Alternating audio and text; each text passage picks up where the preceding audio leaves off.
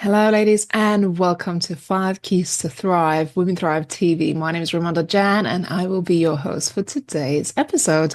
I'm excited to have you here for another amazing interview with one of our speakers. And today we are going to be talking about the five keys to thriving and having a nervous system for business, for having a thriving nervous system for business. And my lovely guest today is Cassandra Love Lambert. Hi, Cassandra, how are you? Hi, I am good. How are you? I'm glad to be here. I'm excited for this episode and this show and to share these juicy keys with everybody. Yeah, I think so. When we talk behind the scenes about this and knowing just a little bit more about the work that you do, I think it's so important for women to know how to regulate their nervous system for high functioning women, for those who are looking to run their own businesses. And there are a few things I think that's going to come out of this conversation that's going to support our ladies today. So we're going to jump right in a moment. But before we do, I want to introduce my lovely guest today. So, Cassandra Love Lambert is globally recognized trauma-trained somatic transformational coach. She's a best-selling author, a TV host, and a founder of Sea Love Healing and the Pain into Power process. She's a single mom who rose from the ashes of childhood and sexual abuse, poverty, and betrayal, and she has transformed her life and her deepest wounds into luminous mission. And her mission is to help women heal trauma, reclaim their bodies, and rise as the heroes in their own stories. And she'll tell us a little bit more about the work that she's doing, but I'm just in awe of you, Cassandra. One, because you have a phenomenal story.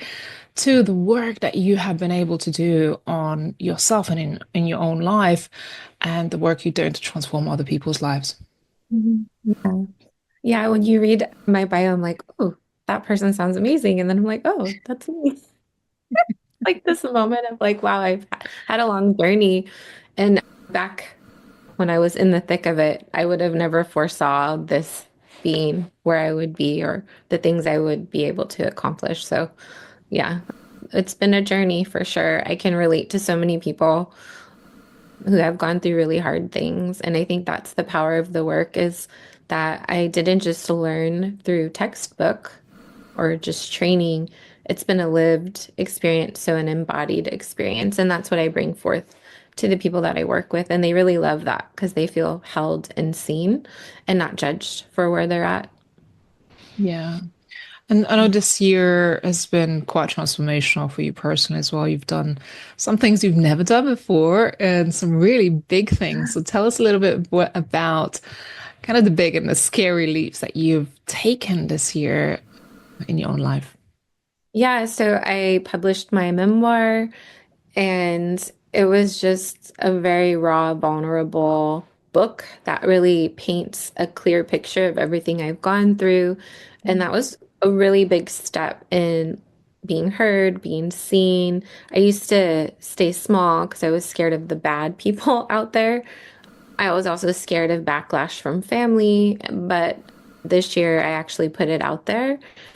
I also used to be scared of judgment of others because I had shame around parts of my story. And so, me putting this book out and also getting bestseller with it in multiple categories for new release was super, like, it definitely expanded me. And so, I had to work on sitting in that expansion so that I didn't backtrack or retreat, right? Because whenever we come to a new level of expansion, it feels scary to our system. And if we don't have support around us to reinforce continuing moving forward, we might sabotage or go backwards because that feels safer to our nervous system. Yeah. Yeah. And you have quite a story. So just give us a high level view of what your background is and obviously why we're speaking about the subject. Yeah. So I come from a single mom as well. And she was in and out of abusive relationships herself. And one of her abusive relationships caused me to end up in foster care at 2. And also a sister I had at that moment that was a baby was taken away and I never saw her in person again, like my entire life. I have found her on Instagram, which is really cool, but like literally haven't seen her in the flesh since I was 2. And foster care, right, at 2, like you don't know how to communicate, you don't quite understand what's going on. So that abandonment wound is really huge. And then fast forward, my mom ended up in another relationship. And this person, he seemed really great at first. However, he was grooming me. And the moment he lost his job and we moved into this tiny apartment, and my mom was having to go to work, he would abuse me, sexually abuse me from the age of 5 to 8. So that already sets up a child to have a lot of issues. And then just keep fast forwarding. My mom ended up getting into another marriage, and this person, they started off really lovey-dovey and attentive and like honeymoon phase. But then I witnessed that relationship too go sour. He started ignoring her, and she started getting really bitter. And that's when the relationship with me and my mom also started to shift, where it was almost like she was competing with me for attention from men. And so she would like come around my boyfriends talking about like sex and stuff, knowing that made me really uncomfortable. She would do things like have porn on, call me in the room, tell me to watch it or to just get over it because I had like things around like nudity and sexuality because of being abused. So it was like this weird dynamic took place in my teens as I was turning a teenager with my mom. And of course, I became the black sheep of the family because I would rebel and I would like stand up to her and fight her, which caused a lot of friction and stuff. So it was just very tumultuous, like all the way through. And then I began to repeat the pattern of being in abusive relationships as well as I got older. And it started with a first boyfriend who cheated on me. And I didn't find out till a year in. And from that moment, I just kept attracting these like different, not great people in relationship. Yeah. So, in terms of what you do today to support others, who do you work with and how do you support them? Yeah, so I love working with high achieving women and mompreneurs specifically, and I love helping them get embodied. I find a lot of women have found ways to cope by living in their heads a lot. So bringing, because it didn't feel safe to feel things or be in their body, and they get really overwhelmed because they don't know how to like be with their emotions. So I help them slow down and feel safe to slow down and without guilt and become embodied. And I also help them like reconnect to their intuition, and as a result of that, they become more productive. And I also help them regulate their nervous system for success, business, or vocation. The same patterns that show up in relationship or the same wounds will show up in your business. And so, really helping them transform those wounds and attachment styles so that they can have the business that they want, show up fully. If you feel fear of visibility, right? Like I can help you work through that as well from a nervous system standpoint, and then help you continue to up level to more and more visibility. Yeah. I find that when you go on to entrepreneurial or becoming a business owner is such a personal journey that it really shines a spotlight on Yeah. any struggles or wounds and traumas and limiting beliefs. So anything that, as you say, if there is a pattern in your relationship, if there is a pattern in your life that has been unaddressed or kind of shoved under the carpet for too long, Yeah. it's going to show up and in many cases going to hold you back. So when you're thinking, I don't understand why I can't break through a specific milestone or a goal, something needs to be looked at a little bit deeper. And I guess that's why today we're having this conversation with you. Yeah, it's all the things like under like the symptom that you might be aware of is like just like feeling that resistance to like going live on your Instagram or putting yourself out there or talking to more people. That might be the surface symptom, but as you uncover it, there's like something else more deep going on, like maybe a limiting belief. maybe, and limiting beliefs are always attached to past experiences. And when you do the work to actually process whatever that is, it opens up your experience to be able to keep moving forward. And another thing is people sometimes, when they feel dysregulated or scared, they use that as a reason to not move forward. So that's like the excuse. Oh, well, that's too triggering. That's too scary. I'm going to stay here and stay small versus having the support to lean into that and still be dysregulated, but move forward. Because there's a difference between a real threat and a perceived threat. And our body doesn't quite know the difference in that. But if you have the right support around you to help you move forward, it makes all the difference. Yeah, amazing. Well, let's dive right in because I think you've got a Yeah. lot of amazing gems to share today. Oh, yeah. Would you like me to go to key number one that I Yeah. want? So, the number one key, and this can be really hard, especially for moms, because you're just so used to giving to others. But the number one key to really setting your nervous system up for success in business and in life is that you have to fill your cup first. And you have to do that with effective daily rituals that actually nurture your ability to have capacity.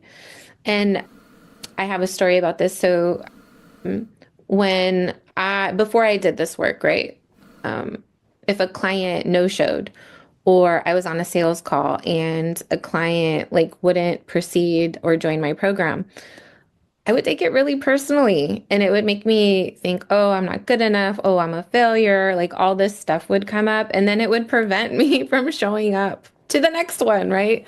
Like it caused me to, yeah, I'm posting, but there was this energy part of me was like, please don't reach out to me. Like I'm actually not available to do another one of these calls because it just felt so personal. So I had no capacity to handle perceived like rejection. And that really got in the way of business because business is about putting yourself out there and you're going to get no's and everything's not going to be a fit. But if you're not taking care of yourself or filling your cup, right, it's really going to impact you in those moments and it will be hard to get back to your center. So, number one, you have to do a daily practice with certain rituals that really help you. And so I personally lean on meditation. I lean on EFT tapping. I do something for my soul. So whether it's reading something inspiring, looking at some art, going outside in nature, and then the final piece is moving my body, some kind of movement. And it doesn't have to be crazy, but just some kind of activity to move through whatever you're feeling. And yeah, that's helped a lot to be able to just put in that consistency and continue to show up. Yeah. And this is, as you mentioned, it goes to those who always leave yourself to last. So if you're the kind of person who always leaves yourself last on on your list for the day, make yourself a priority. This is your call to action to say, fill your own cup first and then take care of everybody else once you have a full cup to pour from.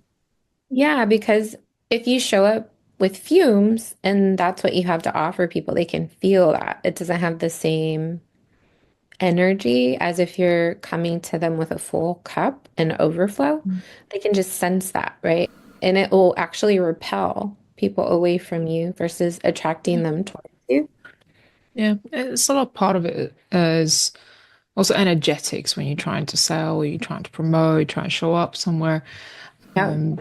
If you're not showing up from the right energetic place, it's not going to work. So whether you like it or not, you got to do this part. Yeah. No, yeah, it's true. In fact, like you're like, oh, I'm doing all the things, but like nobody's biting or nothing's Yeah. happening. It's definitely an energetic, right? Yeah. Our Yeah. energy is way past our body, and people can feel it through a post. They can Yeah. feel it through the web, the internet. Yeah. Let's go to number two. Number two is you have to fill up your tool belt with all the somatic tools, all of them, as many as you can, especially the ones that resonate, so that in those moments of distress, you have something to grab onto so you're not drowning, right? And you're not just spiraling out of control. And so when I used to get dysregulated, something would happen, it would trigger me. I felt like I was drowning and I didn't have a way out of it. So I'd be stuck in that for like a week, a month. And it was very disempowering. And I was like, what's wrong with me? Like, because I would go to all these personal development workshops, and it's like, well, it looks like that worked for them. How come it's not working for me? Like, how come I can't just change my mindset? How come I can't just think a different thought? So it was really frustrating. Like, why is that not working for me? What's wrong with me? And I would hide it, right? Like, because I didn't want them to know that I'm the one that doesn't work for. Like, and it wasn't until I found like somatic work where I could actually transform how I was feeling and embody it and move through it without getting stuck in it that I was like, oh, nothing's wrong with me. I'm different. I need something that really helps me honor what I'm feeling so that I can move through it. And now I can get really activated, go do what I need to do for myself and come back centered a lot quicker because it's not about never getting dysregulated or never getting activated. It's just like how quick can you turn that around so you can stay in your power versus be in reaction all day long. Yeah, that's so Yeah. powerful. Just having those tools. I would say for speakers, you gotta have a back pocket full of speaker Oh tools, but yeah, it's the 'cause same thing. yeah, going on stage, right? Super nerve-wracking, lots of energy. Like, these things will help you stay grounded. Yeah, yeah. All right, let's move on to number three.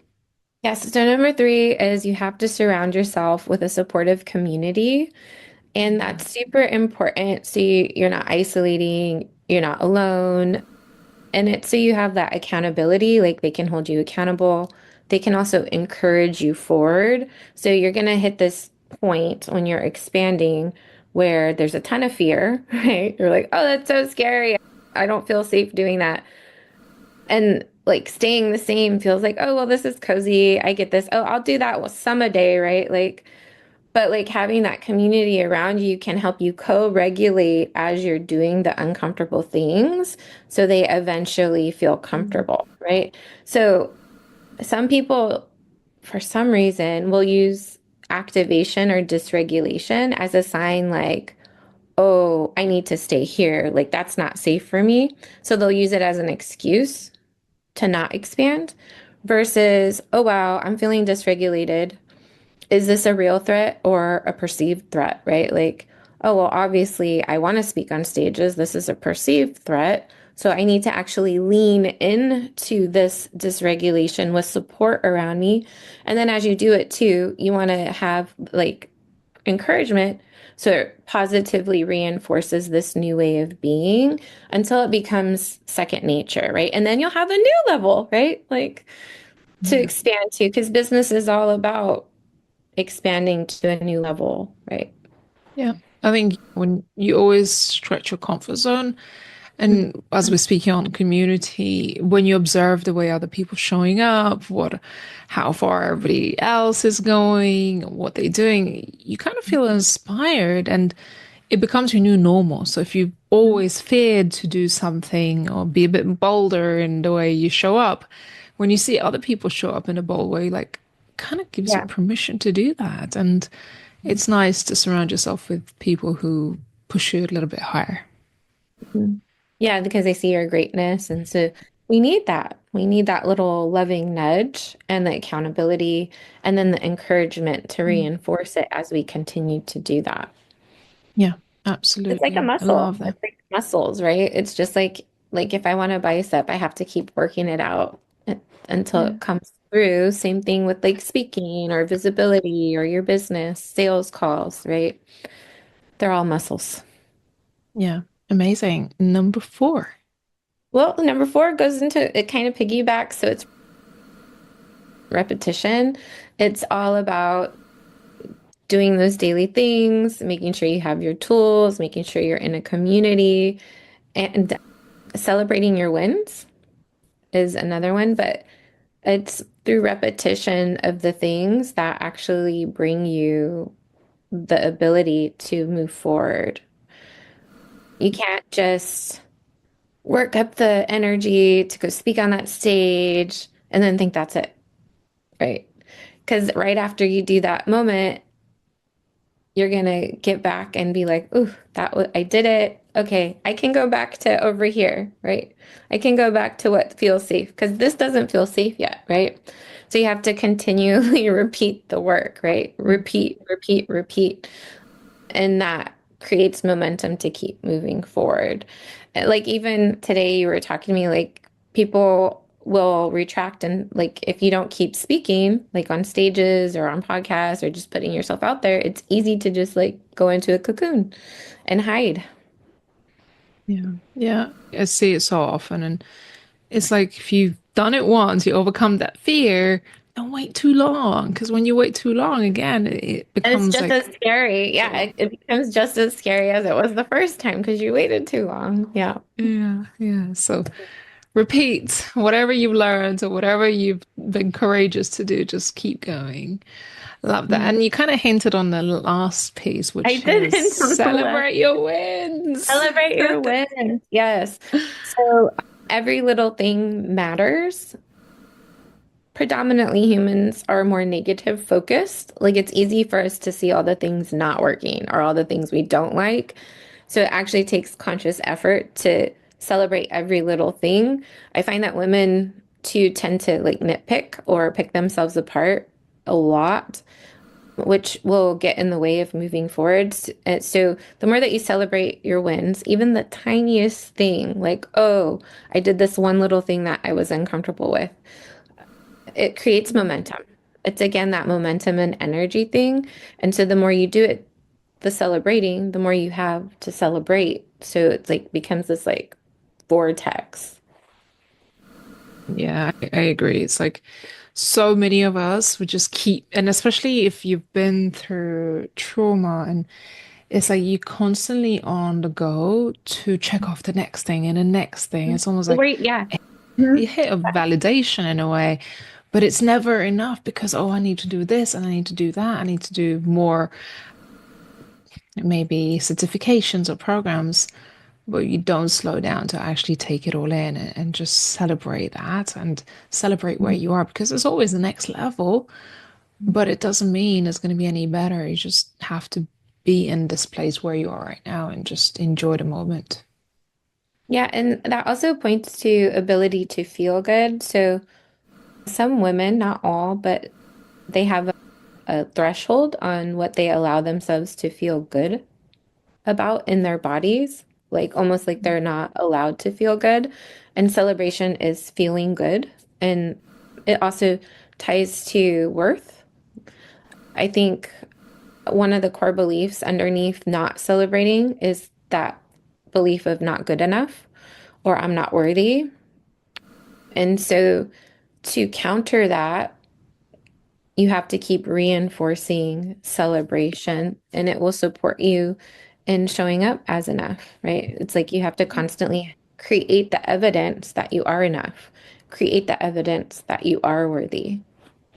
Yeah, amazing. These such beautiful tools that you shared, which I know it's taken you a lifetime to develop and integrate into your life and into your work, which changes everything. So, what happens when you integrate tools like that into your daily life, daily practice, and you start to actively participate and basically apply these in your life? Yeah, so you just have the capacity to hold more, right? And that's important, like, especially if you're getting on life stages, because the energy in front of a room full of people is intense. And if your nervous system isn't regulated, it's going to be hard to stay grounded. It's going to be hard to be in the moment. It's going to be hard to deliver well. And also, like life, right? It sends curveballs. Business will keep sending you curveballs or challenges. And if you're don't have the capacity, it can really send you into a whirlwind versus being able to stay grounded and see it as an opportunity to get creative.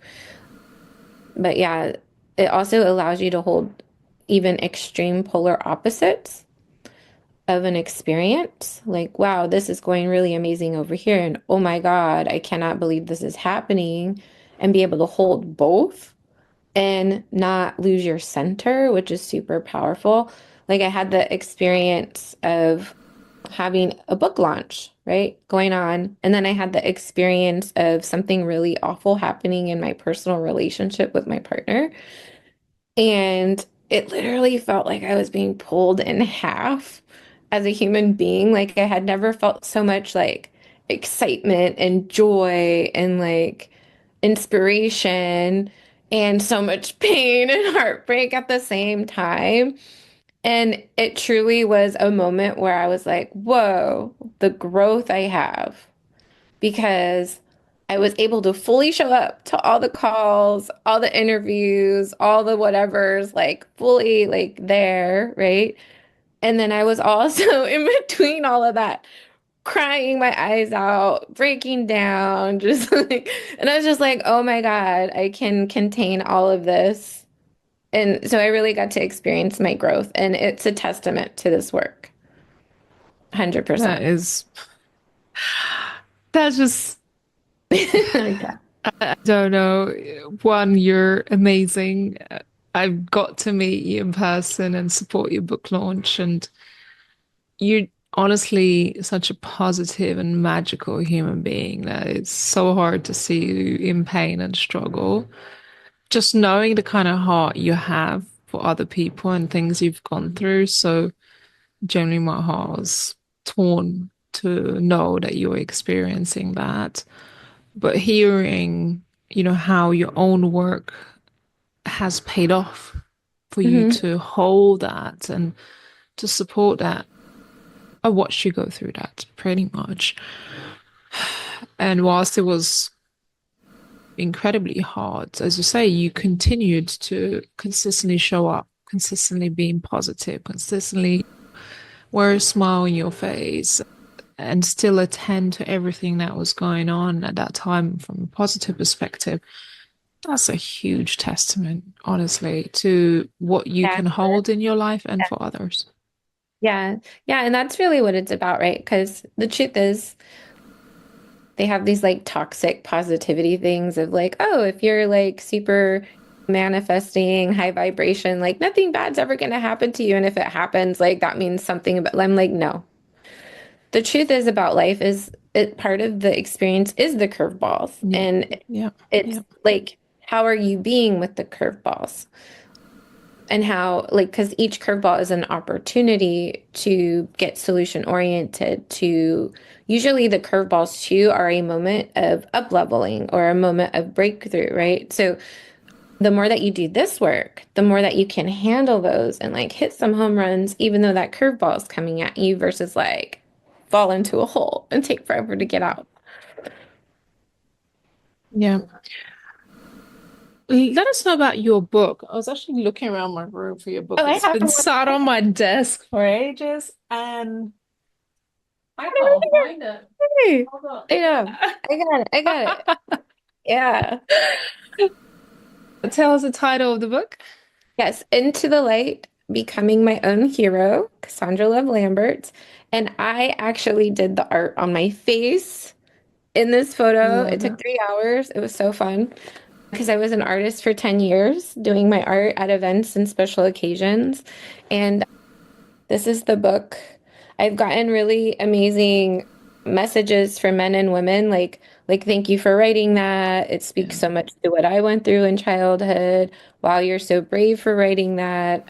Some people are like, "Whew, that's a hard read," because Yeah. really go there.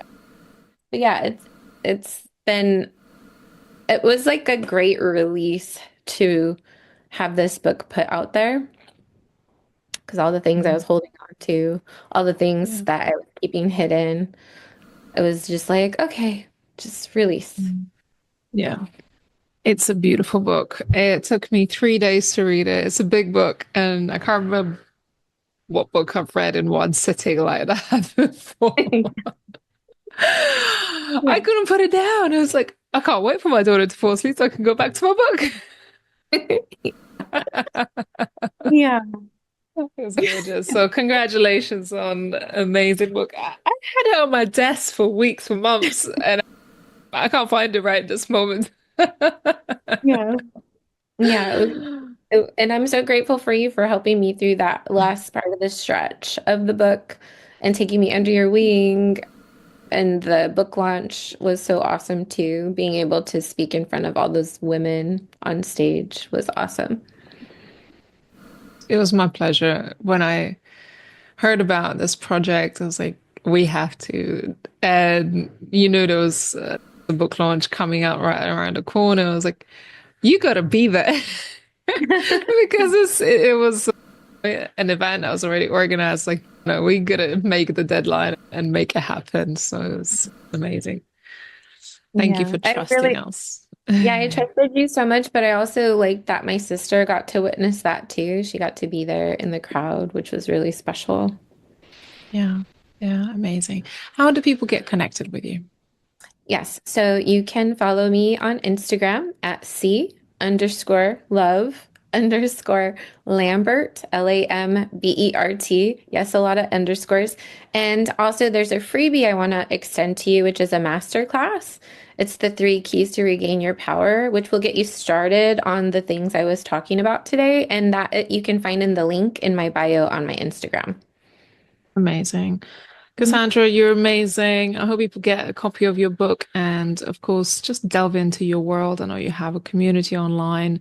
You do a lot of supportive work, and I love your content that you're showing up with just to support people in really regulating their own nervous system and thriving in life and business, really, in relationships, even. So, thank you all thank you, first of all, Cassandra, for being here to deliver this wonderful advice for our listeners. And to our listeners, thank you for watching. And if you know somebody else who might need to hear this information and would feel inspired by this episode, do make sure you share with them and leave a comment for us to come back to and maybe say hello. So thank you so much for watching, and we look forward to seeing you on another episode. Take care for now.